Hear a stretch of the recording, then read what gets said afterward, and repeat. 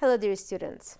After doing some speaking exercises and some writing theory, let's go and do some exercises now to enforce what you have already learned.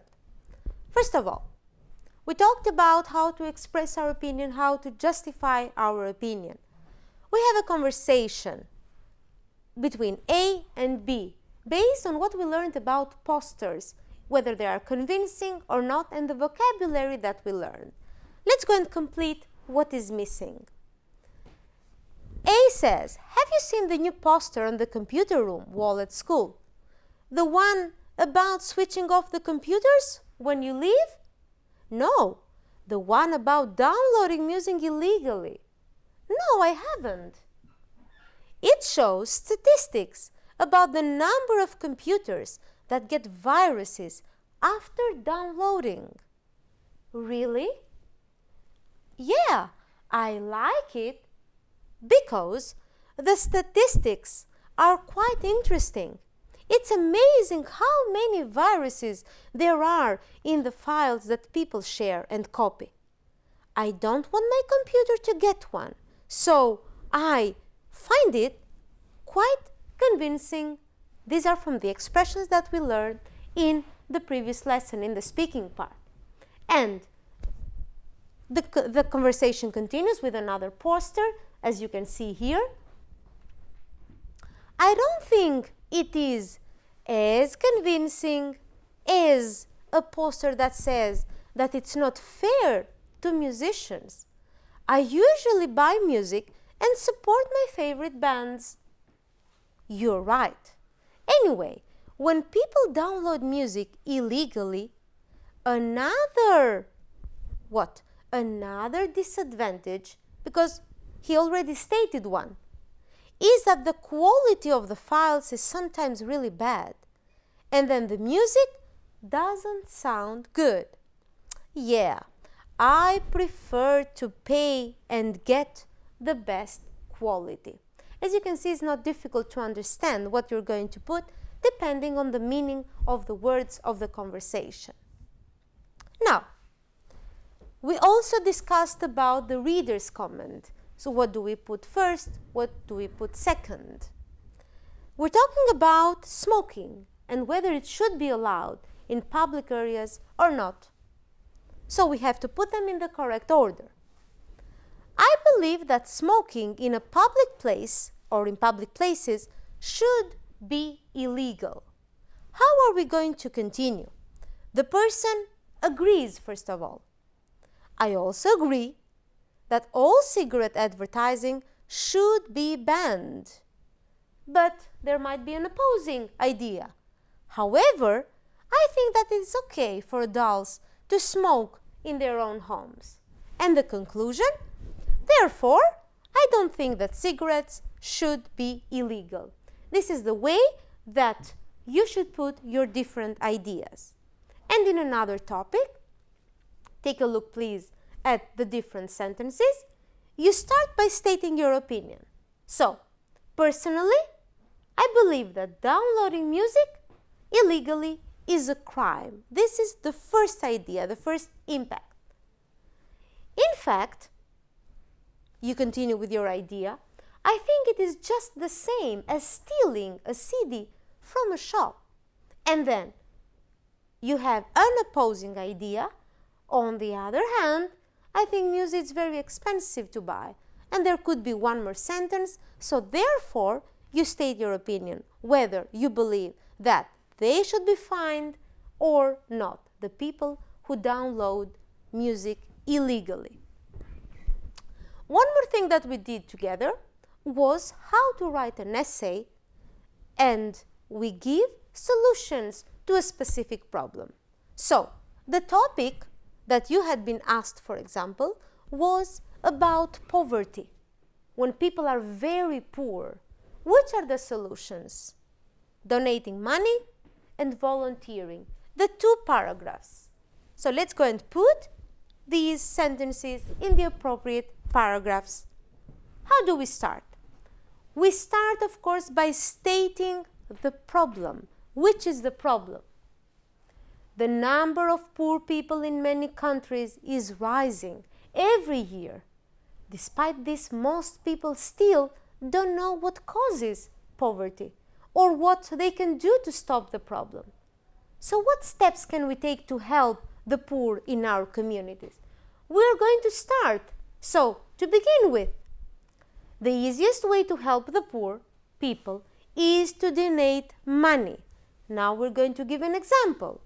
For instance, people can give regular donations to charities that help the poor by giving them basic supplies. And the result, by doing this, they can give food and shelter to the people in need. We finished with one solution. Let's go to the other solution. Another way for people to assist the poor is to volunteer their time. For example, they can help out at local soup kitchens and shelters. And now, the result? In this way, they can spend time with people and make them feel like valued members of society. And the conclusion, the last paragraph, we are going to conclude. So in conclusion, there are several ways to help out poor people in our local areas. If people donate more money to charities, the first one, and give a bit of their spare time, the second solution, to help out, then we can make a big difference to a lot of people's lives. And one more exercise for you to practice is the error correction. We make mistakes while we write, so never forget to reread your work. We've got 4 mistakes that are grammatical, 3 spelling mistakes, and 3 punctuation mistakes. Let's go and correct them together. There is lots of different ways, singular, plural. Of course, that is a grammatical mistake.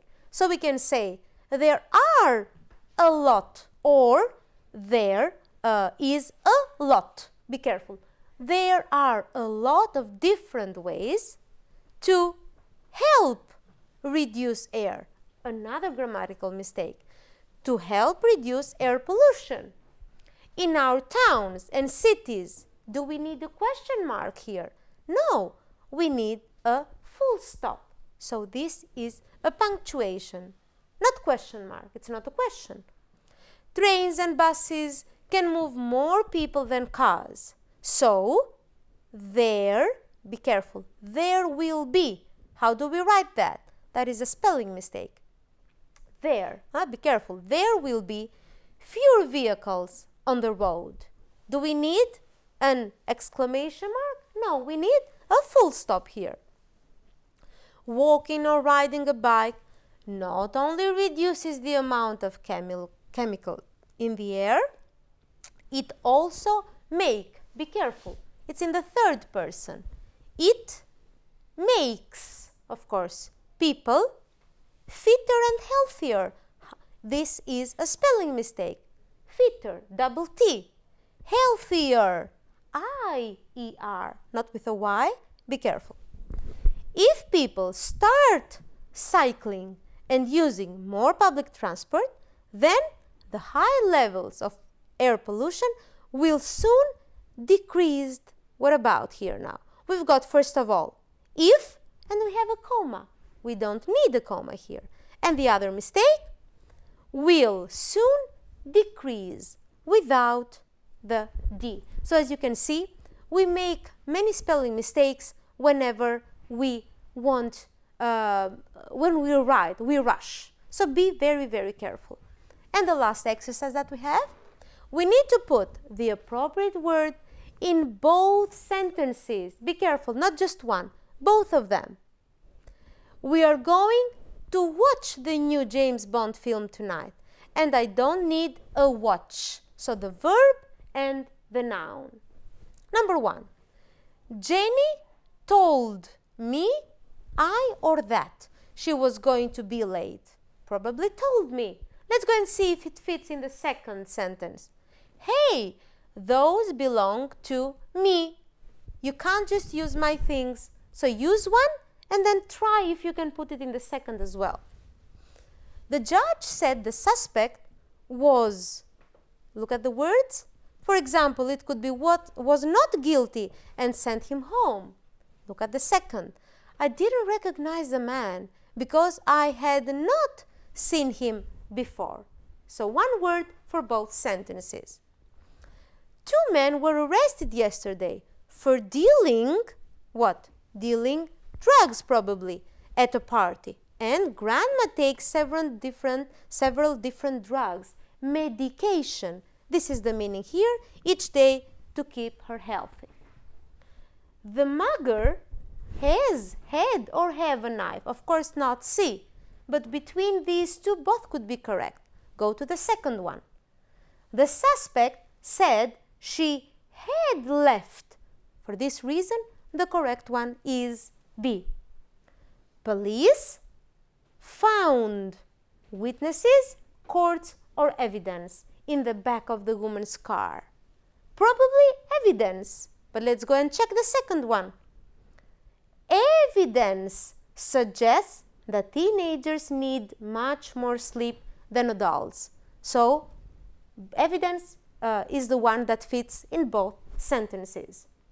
So, as you can see, you need to do many exercises. You need to revise a lot so that you can feel certain about what you have learned. Ask your teachers if you have any further questions. Goodbye and thank you for paying attention.